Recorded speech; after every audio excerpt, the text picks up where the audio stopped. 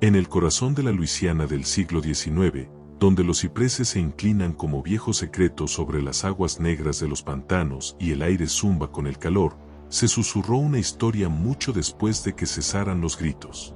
Una historia que no está escrita en los libros de la iglesia ni en los registros de la ciudad, sino en la médula de quienes vivieron para probarla. Se trata de dos hermanas, educadas, agraciadas, generosas, que servían la bondad a kilos y algo más a losas.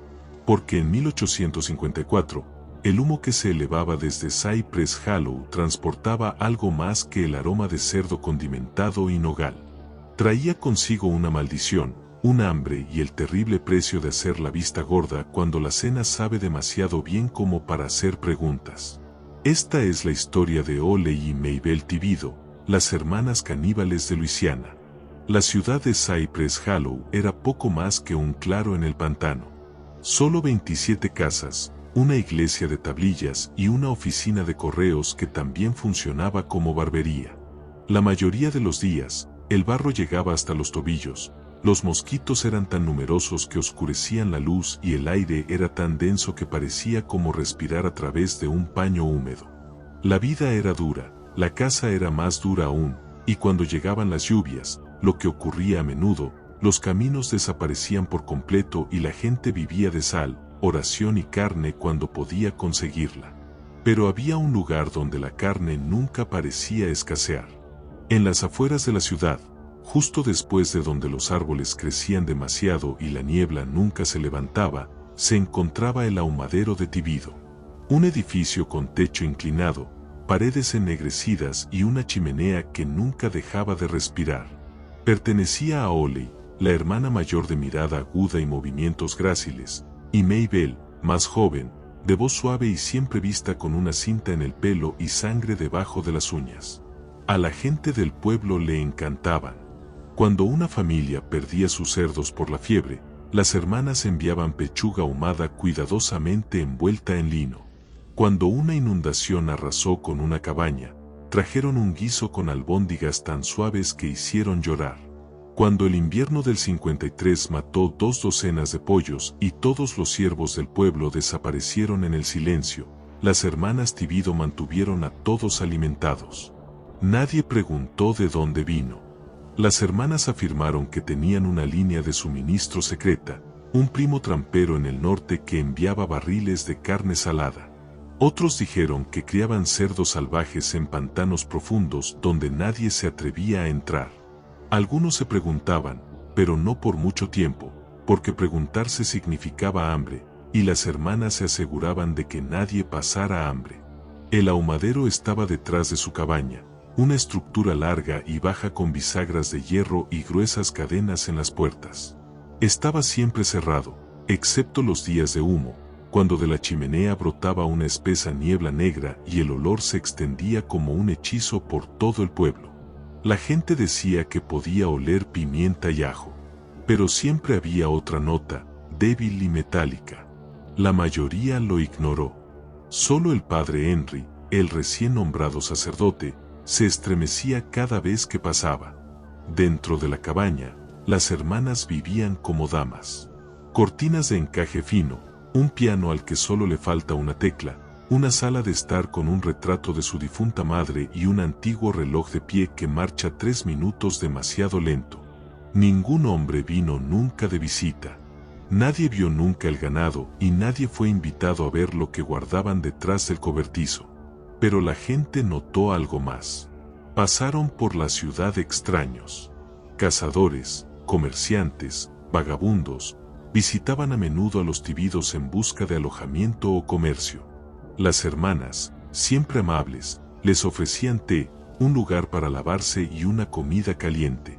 Los extraños nunca dejaron críticas groseras. De hecho, nunca se fueron. Un comerciante de Nueva Orleans fue visto por última vez entrando a su casa en abril. Se escuchó a un trampero de Arkansas alardear del precio que obtendría por las pieles. Pero más tarde su carro fue encontrado flotando arroyo abajo, vacío. Las excusas siempre fueron fáciles. Probablemente tomó el río. Ella se fugó con su amante. Los hombres así no se quedan quietos. La ciudad no investigó. Al fin y al cabo, había carne en la mesa.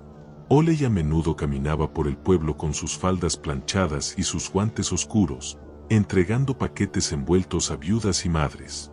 Siempre sonriente, siempre educado. Maybelle se quedó más cerca de la casa, cuidando el fuego del ahumadero. Su delantal se tiñó de rojo incluso antes de que comenzara la matanza.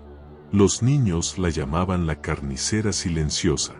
Nadie sabía que debajo del suelo del ahumadero, tras una segunda puerta oculta, había una trampilla llena de ganchos y una mesa de piedra con ataduras oxidadas y un diario con nombres escritos con tiza roja, seguidos de fechas y breves notas como muslos tiernos, sangrado lento o joven, limpio, pocos desechos. En este punto de la historia, lo único que sabían era que las hermanas tenían un don para el sabor y que su amabilidad nunca se agotaba. Cuando le preguntaron por la receta, Oley se limitó a sonreír. Viejo secreto de familia, decía. Y el pueblo reía, masticaban un poco más despacio, se limpiaban la boca, y nadie, ni siquiera el sacerdote, preguntaba dónde estaban los huesos. Todavía no, porque el hambre tiene una forma de enseñar a la gente que ignorar. Y la gratitud, cuando se alimenta con carne caliente y un tranquilo consuelo, se convierte en una forma de negación colectiva. A mediados del verano de 1854, el pueblo de Cypress Hollow prosperaba de una manera que nadie podía explicar. Mientras las parroquias vecinas morían de hambre por la sequía y las enfermedades animales, la carne aún adornaba cada mesa en Cypress Hollow. No había vacas, ni cerdos, ni ciervos. Ya no. Los cazadores del pueblo regresaron con las manos vacías, sus perros tranquilos, sus trampas intactas. Las gallinas habían muerto hacía meses de fiebre. Y, sin embargo, la gente del pueblo seguía comiendo costillas, lomos, chuletas. El padre Enrich, el joven sacerdote recién nombrado de Cypress Hollow, no estaba tan seguro. Lo habían enviado desde Baton Rouge a principios de la primavera, con la tarea de restablecer el orden y la fe en esta olvidada parroquia pantanosa. Henry notó el patrón por primera vez durante una conversación con el viejo Broussard, quien se quejaba de que ya nadie de fuera le traía clientes. Vienen por el camino comercial, se quejó, pero no se van. Pregúntale al ahumadero. Siempre comen. Al principio, Henry pensó que solo eran habladurías, superstición y resentimiento. Pero luego empezó a revisar el registro parroquial. En 4 meses, había registrado a 6 viajeros desaparecidos, todos vistos deteniéndose en la propiedad de los Tibido. Las hermanas nunca compraban ganado. Ni una sola vez habían comprado un pollo, una cabra o un corte de carne en el mercado local. Ningún granjero local les había vendido en meses. Y, sin embargo, la chimenea de su ahumadero seguía echando humo día tras día. Más tarde esa semana, un comerciante llamado Elijah Cole pasó por el pueblo. Era rudo, curtido y de mirada aguda, el tipo de hombre que no se asusta fácilmente. Henry le advirtió en voz baja que no aceptara alojamiento con las hermanas Tibido. No coma su comida, dijo. Solo pasa. Elijah rió. Predicador, he pasado por valles más oscuros que este. 2 dulces mujeres alimentando a los pobres. Voy a arriesgarme. Se le vio entrando a la cabaña de Tibido alrededor del anochecer. Por la mañana, su caballo todavía estaba atado al poste y su carro aún cargado. Pero Elijah Cole no estaba por ningún lado. Cuando Henry preguntó, la gente del pueblo se encogió de hombros. Probablemente salimos temprano, dijo alguien. Pero Henry había comprobado personalmente el camino. No hay huellas, ni carros, ni señales. Y esa noche, la chimenea del ahumadero eructó su habitual chorro negro, más espeso que nunca. Jacques Larro tenía solo 10 años, era fibroso y curioso, con ojos demasiado grandes para su cabeza y la costumbre de escabullirse cuando nadie lo miraba. La propiedad de las hermanas Tibido fascinó a Jack. Nunca los había visto como animales. Nunca vio un solo cerdo, cabra o pollo en sus tierras. Y aún así, siempre había carne. Una tarde, mientras su padre dormía la mona después de beber y el pueblo tomaba su descanso dominical, Jack siguió un hueco entre dos cipreses y se arrastró hacia la parte trasera de la cabaña de los Tibido. El ahumadero se alzaba frente a él, ennegrecido por el paso del tiempo. Jack se agachó y miró a través de una fina costura en las tablas deformadas. Lo que vio no era un animal. Era un hombre con el torso desnudo, colgado boca abajo de un gancho.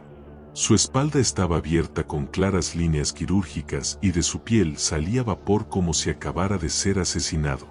Jack se tambaleó hacia atrás, ahogándose en un grito que nunca llegó. Se dio la vuelta, corrió a casa y se lanzó a los brazos de su padre, balbuceando tonterías sobre cadáveres, humo y sangre. Su padre, todavía medio borracho, le dio un puñetazo en la oreja. «Has estado espiando a esas damas. A nadie le gustan los mentirosos». Pero Jack siguió insistiendo. Durante toda la noche habló de lo que vio. Al amanecer, ya se había ido. Su cama estaba vacía, sus zapatos todavía junto a la puerta y el pestillo frontal intacto. El pueblo murmuró que él había huido, asustado por el temperamento de su padre. Solo un hombre, el padre Henry, creía lo contrario. El padre Henry decidió entrar en la casa de Tibido una mañana cuando las hermanas habían ido al mercado. Buscó durante casi una hora hasta que notó una tabla suelta debajo de la mecedora en el dormitorio de Mabel. El suelo tenía un hueco, minúsculo, deliberado. Colocó el crucifijo debajo y lo levantó. Y allí, en la oscura cavidad bajo el suelo, había un diario encuadernado en cuero, desgastado y cubierto de sudor. La primera página fue escrita con una letra hermosa y cuidadosa. Esto no es para que Dios lo lea. Esto no es por culpa. Esto es solo para recordar. Cada página enumeraba un nombre, una fecha y una nota. Amos Talbert, abril de 1847. Amargado, demasiado viejo, seguía gritando. Hilda Ross, julio de 1849. Contenido de grasa ideal. Estuve un poco enfermo antes, pero no importó. Jacques Larroux, septiembre de 1854. Curioso, demasiado delgado, pero dulce y tranquilo, no luchó mucho. Henry cerró el libro de golpe. Apenas podía respirar. Era un registro meticuloso de asesinatos, escrito con la misma precisión que un libro de cocina. A la mañana siguiente, Henry visitó al reverendo Arnor, el anciano pastor emérito. Le enseñó el diario. El anciano leyó durante un largo rato, página tras página, y luego se detuvo cuando vio la entrada de Tobias Arnor, noviembre de 1838. «Ese era mi sobrino», susurró Arnor. «Pensábamos que se había ahogado». «No lo hizo», dijo Henry. La noticia se difundió rápidamente, pero no en voz alta. En el mercado comenzaron los rumores. Murmullos en el pozo. Las mujeres abrazaron más fuerte a sus hijos, pero nadie se enfrentó a las hermanas. Aún no. Esa tarde, Ole y Mabel regresaron a casa y encontraron que el piso estaba clavado de manera desigual. No dijeron nada, pero a la mañana siguiente, el padre Henry encontró un nuevo paquete de carne ahumada esperando en la puerta de su iglesia, envuelto en papel encerado y atado con una cinta roja. Ninguna nota, solo un pequeño botón de color blanco hueso que reposa en la parte superior. Era idéntico al que Jack llevaba en su camisa. La cosecha llegó tarde ese año en Cypress Hollow. Los campos rindieron poco, pero las hermanas Tibido prepararon un banquete. Como cada año, el último domingo antes de que regresaran las lluvias torrenciales, la parroquia se reunía detrás de la iglesia. Esta vez se trataba de un guiso de carne oscuro, espeso y fragante con cebollas dulces y patatas doradas que se cocinaban a fuego lento en ollas de hierro negro, servidas con cuidado por Mabel. El padre Henry se negó a comer. Se quedó debajo del viejo roble, observando cómo la gente del pueblo lo devoraba. Entonces sucedió. Una mujer gritó de confusión. Había mordido algo duro, algo enterrado en su guiso. Ella lo escupió en la palma de su mano. Un botón, pequeño, de color blanco hueso, con los bordes desportillados. Henry dio un paso adelante. Su voz sonó clara y baja. «Esto no es carne de res», dijo. «Este guiso no es de ninguna vaca, ni de cerdo, ni de ciervo. Es de alguien que caminó entre nosotros». «He visto su libro de cuentas», respondió. «He leído los nombres». La gente se giró, con el rostro ensombrecido, pero no de rabia, sino de incredulidad. «Acusarás de asesinato a 2 mujeres que alimentaron a este pueblo durante la hambruna», dijo el alcalde. Oley dejó el cucharón. «Somos mujeres hospitalarias», dijo. «Nunca hemos rechazado una boca. Y ahora esto». Las lágrimas brotaron de sus ojos. Los aldeanos murmuraron. Las miradas no se volvieron hacia las hermanas, sino hacia Henry. Confiaban en ellas.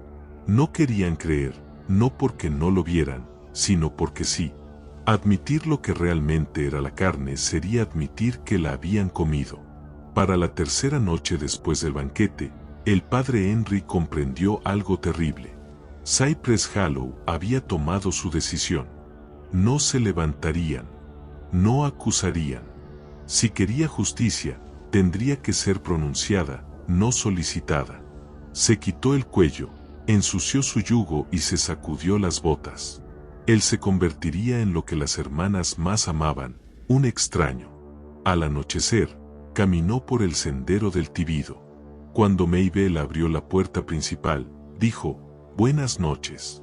Me perdí cerca de la curva del río, preguntándome si tendrías un lugar donde un hombre pudiera descansar. Ella le dio un asiento cerca del hogar y le sirvió té, fragante, dulce, solo ligeramente turbio. Henry sabía lo que era. Láudano aplastado, tal vez incluso belladona. Lo removió, lo llevó a sus labios y luego lo dejó caer de su mano como si estuviera en un sueño repentino. Cuando su cabeza golpeó el apoyabrazos, cerró los ojos, pero solo hasta la mitad. A través de un retazo de visión, observó a las hermanas. Oley entró con una pequeña y tranquila sonrisa. Su delantal estaba doblado sobre su brazo. La hoja brilló debajo de ella. «Delgado», murmuró Maybelle, «pero las lenguas limpias. Las lenguas de los predicadores siempre son dulces». Ese fue el momento. Henry abrió los ojos. Empujó a ambas hermanas con tanta fuerza que Maybelle golpeó la pared y se desplomó. Antes de que pudieran levantarse, salió corriendo hacia el cobertizo. Allí dentro, el hedor era peor de lo que imaginaba. Ganchos cubrían las paredes, cubos, herramientas, cadenas, un desagüe en el centro del piso, en el rincón más alejado, un cofre de madera manchado de oscuro y zumbando con moscas. Encendió una cerilla y la dejó caer sobre las tablas del suelo empapadas de aceite. El incendio se propagó rápidamente. El ahumadero se encendió como un hueso seco. Desde el interior del cobertizo se oían gritos. No de animales, ni de mujeres, sino de las muchas voces enterradas bajo años de humo y silencio. Se suponía que el incendio sería el final. Pero cuando el humo se disipó, Cypress Hollow aprendió que algunos finales solo revelan lo que nunca debió haberse ocultado. Al amanecer, todo lo que quedaba del cobertizo era una caja torácica ennegrecida de madera y ceniza. Y debajo de ella, la tierra se abrió. La caja torácica de un niño, quemada pero intacta, se había levantado del suelo ablandado. Junto a él, un fémur del tamaño del antebrazo de un hombre adulto. Un cráneo ennegrecido, con la mandíbula abierta y congelada, y a su lado, un anillo de oro. Martha Louvia cayó de rodillas. Metió la mano en las cenizas y levantó el anillo. «Mi hermano», susurró. «Ese es el anillo de Jacob. Desapareció hace 13 años». Uno a uno, el pueblo comenzó a recordar. Recuerdos que habían enterrado. Preguntas que habían silenciado. Pero el incendio había logrado lo que ningún predicador podría lograr. Desenterró la verdad hueso por hueso. Pronto llegó el sheriff. Se tambaleó entre los escombros y dijo: revisaremos todo esto. Identificaremos lo que podamos. Pero todos sabían que había demasiados huesos. En un momento dado, el sepulturero dejó de contar. Pero no antes de llegar a los 30.